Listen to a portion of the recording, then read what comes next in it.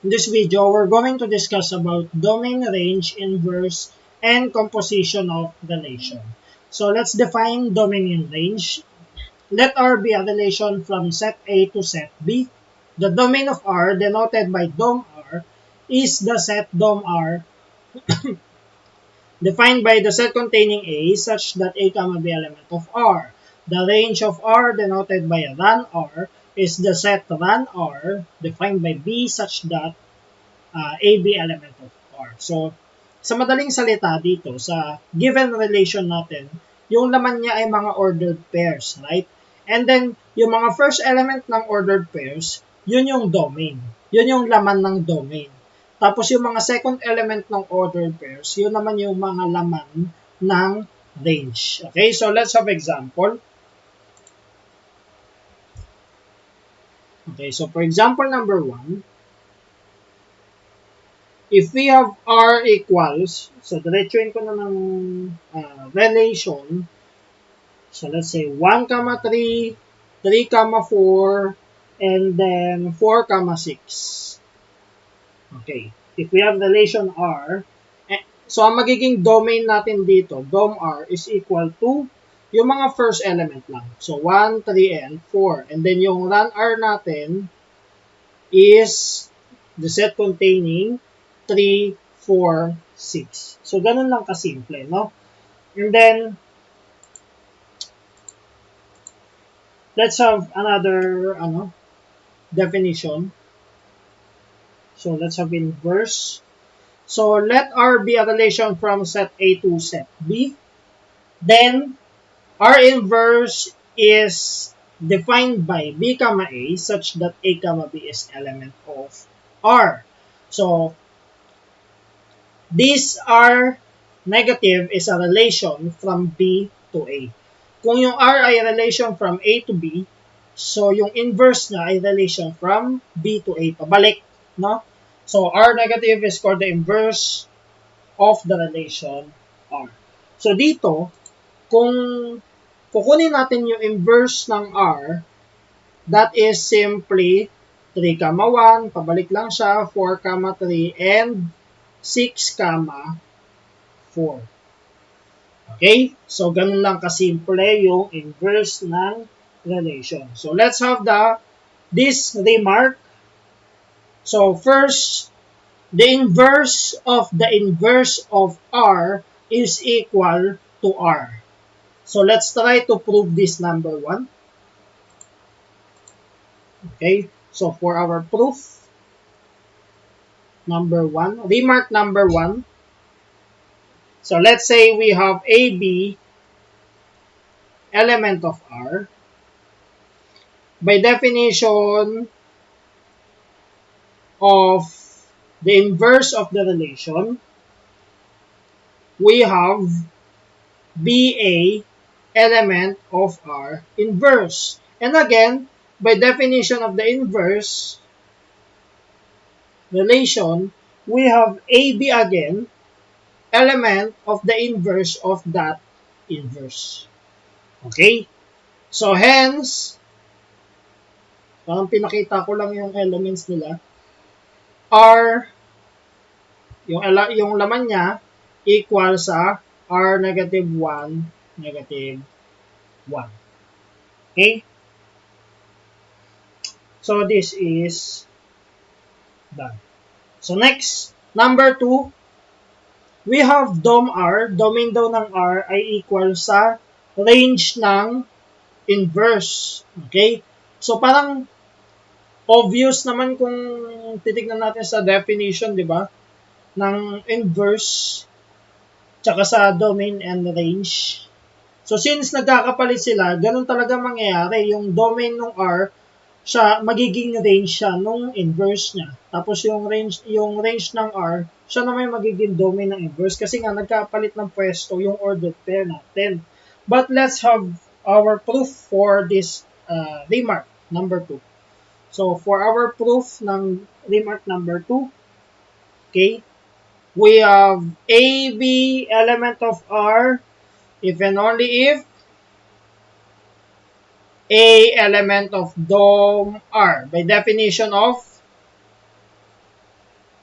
of, by definition of dom R, no? Definition of domain of R. And this is no, pangit pala pag if and only if yung ating gawin natin. So, revise natin yung proof number 2. So, ilet muna natin, tulad ng ginawa natin kanina. Let A be element of R. By definition of dom R, we have A element of R. And then, A element of dom R. By definition of R inverse, we have BA element of R inverse. And by definition of ran R, we have A element of ran R inverse. Tama? And as you can see, pareho yung element ni dom R sa element ni ran R. So, yung dom R is equal to ran R inverse. Okay? So, this is done. So, for the proof of number 3, ran R daw ay equal kay dom R inverse. So, for number 3, proof number 3, let AB be element of R. By definition of ran R, we have B element of ran R. By definition of R inverse, we have BA element of R inverse. By definition of dom R, we have B element of R, dom R inverse.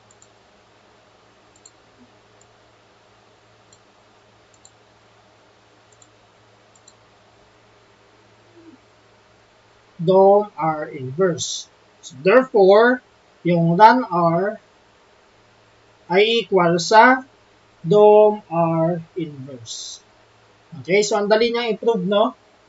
So let's proceed to the composition of relations. So let R be a relation from A to B and S, huwag natin pansinin tong A, it's not there. And S be a relation from B to C. The composition of R and S is the relation S circle R equals the set containing A, C such that A, B is element of R and B, C element of S. Okay, so mapapansin nyo dito, no, parang kamukha ng transitive. Okay, so dapat merong bridge. Meron ding bridge para magkaroon ng composition. Dapat si AB, pag makita mo si AB tsaka si BC, so magkakaroon ng bridge AC. Dapat nasa loob ni S circle R. Another thing na mapapansin dito, yung relation, composition of R and S circle R. Okay? Kung mapapansin mo, dito sa AB, element of R, yung A galing kay A. Tama? Set A. Yung B galing kay set B. Tapos yung C galing kay set C. Okay? Pero dito, S circle R, okay, wag tayo malilito sa R circle S. So sa S circle R, nauna yung S bago yung R. Pero ang laman niya ay A, C. Okay? Din nga tayo sa example para mas maintindihan natin. Example tayo. Example number 2. So let's say we have A equals 1, 2, 3. B equals 0, 1, 2. And then C equals AB. And then let's say we have R equals 1, 0, 1, 2, 3, 1, 3, 2. S is equal to, let's say, 0B, 1A, 2B. Okay. So, try natin hanapin yung S circle R. Number 1. S circle R. So, sa S circle R, so, ang titignan natin dito, hindi tayo magsisimula kay S, papunta kay R. No? 0B, tas hanapan si R. Baliktad siya. No? Dito kay R, papunta kay S. Bakit? Kasi dito sa S circle R, kung naalala nyo sa composition of function sa algebra, di ba? F circle G. So, dito talaga siya nasa relation. Sa relation kasi tayo. And then, true sets ang ginagawa natin. So, di ba ang F circle G of X, ang nangyayari, ang nasa loob ay yung G, yung pangalawa. Kaya dito sa S circle R, ang pinang-substitute natin yung R. So, ang uunahin natin, itong nasa loob nito. Okay? Kaya nauuna tong R. So, okay? So, I hope na susundan. So, for S circle R, we have 1, 0. Hahanap tayo ng bridge. Hahanap tayo ng range ni R or y-coordinate ni R na magiging x-coordinate ni S. So, y 1, 0, 0b. So, magiging 1b. Hanap pa tayo ng 0 dito. Wala na. 1, 2, 2b. So, we have 1b. 1b again, no? So, wag na natin isulat kasi 1, 2, 2b, 1b na naman. Next, 3, 1, 1a. So, meron tayong 3a. And then, 3, 2, 2b, we have 3b. So, ito yung magiging laman ni S circle R. Now, kapag naman R circle S, hahanap tayo ng bridge mula dito kay S. Okay? So, 0b, wala namang mga letters dito, kaya ang mangyayari empty. Yung R circle S natin. Okay? So, next. Number 3. We have, let's try S inverse circle R inverse. Okay. So, paano to? Hanapin muna natin inverse nito. So, ano ba yung inverse ni R? Inverse ni R is 0, 1, 2, 1, 1, 3, 2, 3. Ano yung inverse ni S? B0, A1, B2. Okay. So, ano yung S inverse circle R inverse? So, mauna kay R inverse, 0, 1, naku, puro letter yung nasa unahan. So, ang mangyayari dito, empty din. Okay? Kasi yung mga second coordinate ng ordered pair dito, number. Pero yung first coordinate ng mga ordered pair sa S inverse, puro letters. Kaya hindi, imposible magkaroon ng bridge. So next, try naman natin S circle R inverse. Okay? So kukunin mo lang inverse na ito, madali lang. Magiging B1, A3, tsaka B3. So yun. Okay? Now, let's have further examples. Let's say, sa mga susunod na example natin, let natin, let A and B be non-empty sets. And let R and S be relations from A to B. Okay. So, sa mga susunod na relation, meron tayong non-empty sets B. Susunod na example pala. Meron tayong non-empty sets A and B, and then let's say we have R and S relations from A to B. Okay, so let's try to prove number 1. Example number, ano to? 3.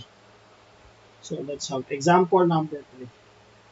So, for example number 3, let's try to prove number 1, we have R union S inverse equals R inverse union S inverse.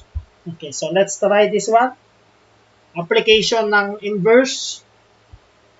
So, for our proof, now, magbigay tayo ng element ni R union S inverse. So, let's say we have AB element ng R union S inverse. So, dapat mapakita natin na nasa loob din siya nito.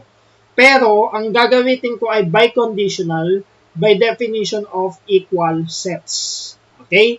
So, biconditional na ang gagawin ko para hindi na hatiin sa case 1 and case 2. So, this is A, B element of R union S inverse. If and only if, gamitin natin yung definition ng inverse, we have B, A element of R union S by definition of R inverse. Okay? Now, by definition of union, this is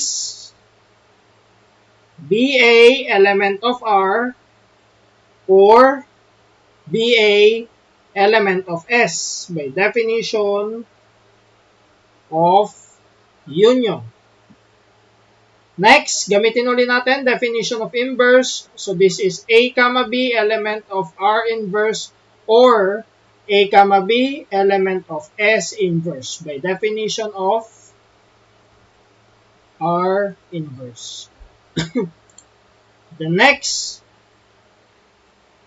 union ulit, nagpalitan lang, no?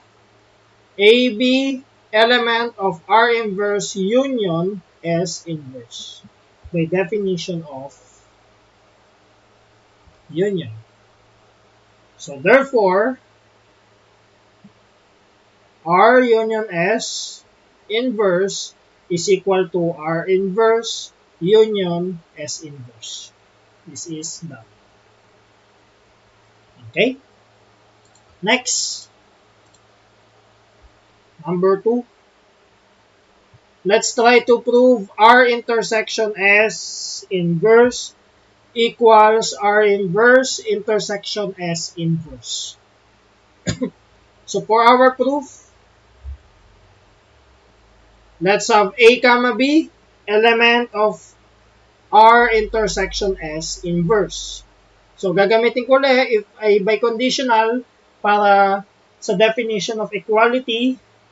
So magiging dito definition ng inverse, we have B, A element of R intersection S by definition of the inverse of the relation.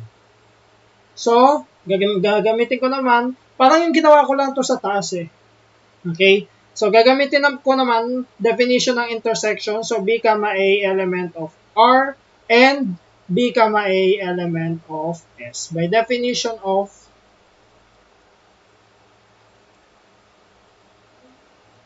intersection. Tapos gagamit ulit ako ng definition ng inverse. So A, B element of R inverse and A, B element of S inverse by definition of the inverse of relation. And gagamitin ko ulit yung intersection. So A, B element of R inverse intersection S inverse by definition of intersection. So therefore,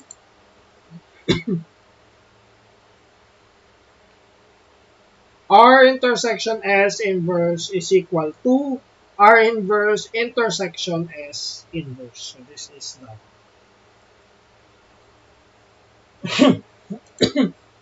Let's have other examples. Naka-close na pala yung aking Wi-Fi. Okay, so let's continue. Example number 3.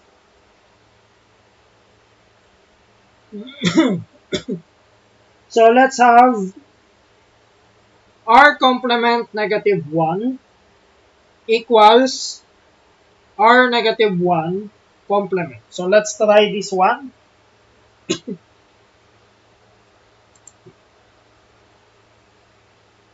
So for our proof, let a comma b element of r complement inverse. Tatanggalin ko ulit yung inverse dito. So gagamit akong biconditional para sa equality, definition of equal sets. So hindi ko na kailangan gumamit ng two cases para ipakita na yung bawat isa sa kanila ay subset ng bawat isa. Okay? So ito yung technique natin na yung biconditional. Alternative, yung another definition of the equality of sets. Okay, now, so gamit ng inverse, we have b comma a element of r complement by definition of r inverse. Next, gagamitin ko naman ngayon yung definition ng complement. Okay? So, kung yung BA ay hindi element ng R complement, ay element ng R complement, so meaning, yung B, A ay hindi element ng R. By definition of complement. Now, that means, kung yung BA ay hindi element ni R, si AB ay hindi rin element ni R inverse. By definition of R inverse. Okay? And, using definition of complement, palit-palit lang, no?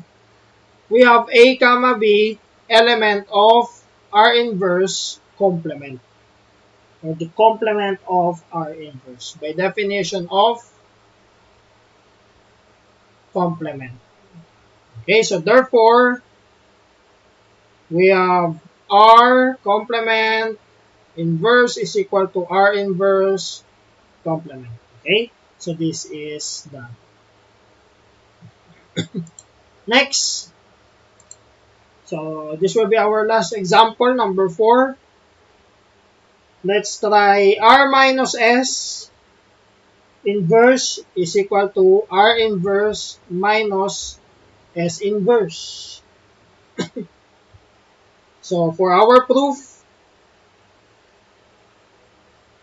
if we have A comma B element of R minus S inverse, so syempre, ganun ulit, tatanggalin natin tong inverse, magiging BA element of R minus S by definition of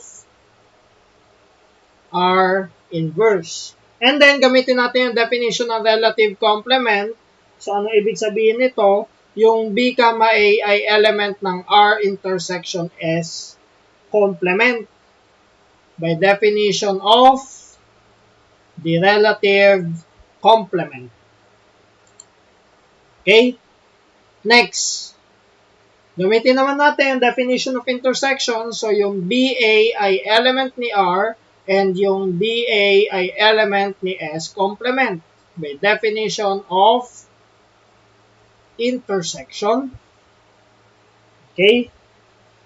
And then, gamitin ko ulit yung definition ni R inverse. We have AB element of R inverse and AB element of S complement inverse by definition of R inverse. Okay? Then, gamit ulit tayo ng intersection. So, we have AB element of R inverse intersection S complement inverse by definition of intersection. Okay? Now, Gamitin natin yung idea ng pangatlo. Sabi sa pangatlo, yung S complement inverse o yung R complement inverse, pwede natin gawing R inverse complement. Okay? So, ibig sabihin, pwede natin gawin A, B, element of R inverse, intersection, S inverse, complement. No? Okay. By item 3. Yung na ano natin sa previous example. Na-prove natin. And then, kaya ako ginawa yan para magamit natin yung relative complement, intersection, set complement. Okay, so, using RC, so magiging A, B, element of R inverse minus S inverse by definition of relative complement. So, dito, makikita natin na yung R minus S inverse ay equal sa R inverse minus S inverse. So, this is done.